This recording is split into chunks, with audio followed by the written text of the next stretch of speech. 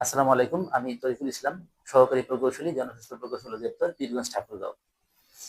আমি গতকাল সামাজিক যোগাযোগ মাধ্যম ফেসবুকে আমি একটা নিউজ দেখলাম আমার বিরুদ্ধে যেটা করা হয়েছে। যেদিনের ঘটনা সেদিন আমি যথানিয়মে অফিসে এসে আমাদের সাইডে কাজ ঢালাইয়ের প্রোগ্রাম ছিল। আমি এবং আমার উপসহকারী প্রকৌশলী মেহেদী হাসান সহ আমরা অফিসে প্রাথমিক কার্যক্রম শেষ করে আমরা সাইডের উদ্দেশ্যে রওনা দেই। আহ, ওখানে আমাদের ঢালাই চলতেছিল। তখন আমরা জানতে পারি যে আমাদের অফিসে আহ, সাংবাদিক এসে আসলে যে ভিডিওটি আমার বিরুদ্ধে প্রকাশ করা হয়েছে আসলে সেটা উদ্দেশ্যপ্রণীতভাবে করা হয়েছে। আর সেই দিন আমরা আমাদের নির্বাহী প্রকৌশলী মহোদয় সহ আমরা সাইডে ঢালাই কাজ পরিচালনা করতেছিলাম। ওনারা এমনও বলেছে যে আমি অফিস না এসেই বেতন উত্তোলন করি, যেটা আসলে ওরা ভিত্তিহীন। এবং আমার যে আমার আমার বসার স্থান যে আমার অফিস সেটা আসলে ভিডিওতে দেখায়নি। আমার সিসিটি ওনাকে জিজ্ঞাসা করছিল যে আমি কোথায়, ও বলছে যে সকালে সাইডে অফিসে এসে সাইডে চলে গেছে। আমাকে ফোন দিয়েছিল, আমি ফোনটা রিসিভ করতে পারিনি। পরে আমি ব্যাক করি, আমি ব্যাক করে বলছি যে আমি সাইডে আছি, ঢালাই আছি, এটা আমি বলেছি। তারপরে কি জন্য যে ছাড়লো এটা আসলে বোধগম্য নাই। এই ভিডিওতে যা ইয়ে করা হয়েছে, অভিযোগ করেছে আসলে সেটাই ভিত্তিহীন। আমি সাংবাদিক ভাইদের উদ্দেশ্য করে বলবো, যারা আসলে সাংবাদিক ইয়াতে আছেন, নেতারা আছেন বা ভাইরা আছেন, তারা যেন বস্তুনিষ্ঠ সংবাদ প্রচার করে, এটাই আমার কাছে কাম্য।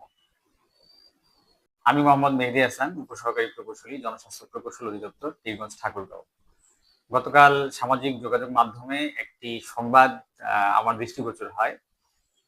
সংবাদটি দেখার পরে আমি আহ, খুব আমার ব্যক্তিগতভাবে খারাপ লেগেছে। আমাদের ডিপার্টমেন্টের ভাবমূর্তি নষ্ট করার জন্য মনে হচ্ছে উদ্দেশ্য প্রণোদিতভাবে এই নিউজটি করা হয়েছে।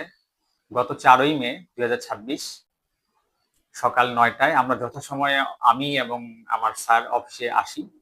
আসার পরে 9টা 37 মিনিটে আমরা অফিস ত্যাগ করে আমরা আমাদের সাইটের উদ্দেশ্যে রওনা দিই এবং আমাদের সাথে আমাদের শ্রদ্ধেয় নির্বাহী প্রকৌশলী মহোদয় স্যার আমাদের সাথে ছিলেন। আমরা আমাদের ঢালাই কাজে সারাদিন কাজ শেষ করি এবং সেখান থেকে এসে আমরা আবার পুনরায় আমাদের দাপ্তরিক কাজ করি। আমাদের সহকারী প্রকৌশলী মহোদয়ের বিরুদ্ধে যে অভিযোগগুলো আনা হয়েছে যে তিনি নিয়মিত অফিস করেন না, এটা আসলে ভিত্তিহীন। উনি নিয়মিত অফিস করেন এবং ওনার নির্দেশনায় আমরা আমাদের কাজ বাস্তবায়ন করে থাকি। আমাদের এই বিষয়ে আমাদের জেলার স্যার অবহিত আছেন। আমাদের দাপ্তরিক কাজ সবকিছু সুষ্ঠুভাবে চলছে। আমাদের মাঠ পর্যায়ে যেগুলো কাজ চলছে সেগুলো সুষ্ঠুভাবে চলছে এবং স্যারের নির্দেশনায়, স্যারের তত্ত্বাবধানে আমাদের সব কাজ আমরা ভালোভাবে করছি। আসসালামু আলাইকুম, আমি সাদিয়া আফরোজ জেমি। আমি জনস্বাস্থ্য প্রকৌশল অধিদপ্তরে আছি। আমার পদবি হচ্ছে অফিস সহকারী কাম কম্পিউটার মুদ্রাক্ষরিক। আমরা প্রতিদিন সকাল 9টায় অফিসে আছি। আমাদের কার্যক্রম চলমান রয়েছে।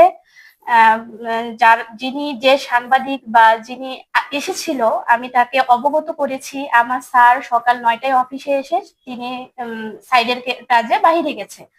তো হচ্ছে ওনাকে আমি এক্সপ্লেন করার সুযোগ দিয়েছি, দিয়ে তারপরও সে মানে আমার কথা না শুনেই সে আবার মানে একটা সংবাদ করলো বা বিব্রতকর একটা ভিডিও করলো, যা আমাদের জন্য দুঃখজনক। আসলে এটা আমাদের জন্য কাম্য ছিল না, আমরা এটা আশা করি নাই।